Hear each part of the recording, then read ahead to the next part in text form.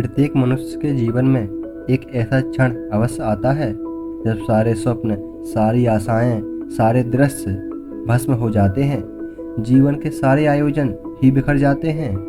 एक ओर धर्म होता है और दूसरी ओर सुख। इसी को धर्म संकट कहते हैं।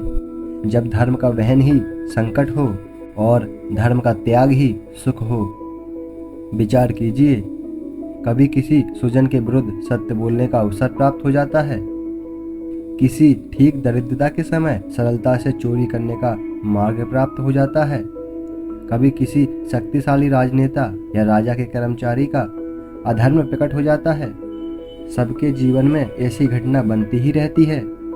अधिकतर लोग ऐसे किसी क्षण को धर्म संकट के रूप में जान ही नहीं पाते। हमें किसी प्रकार के संघर्ष का अनुभव ही नहीं होता। सहजता से सुख की ओर खिंचे चले जाते हैं, जैसे मक्खी गुड़ की ओर खिंची चली जाती है। वास्तव में धर्म संकट का क्षण ईश्वर के निकट जाने का क्षण होता है।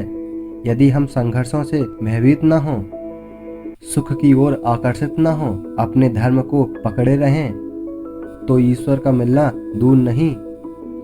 पवन से युद्ध करने वाला पत्ता यदि पेड़ से गिरता है तो भी आकाश की ओर उठता है।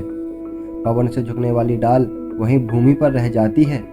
अर्थात धर्म संकट से यदि हम संकट को ही टाल दें, सुख तो मिलता है, जीवन बढ़ता है, किंतु क्या चरित्र नहीं टूटता?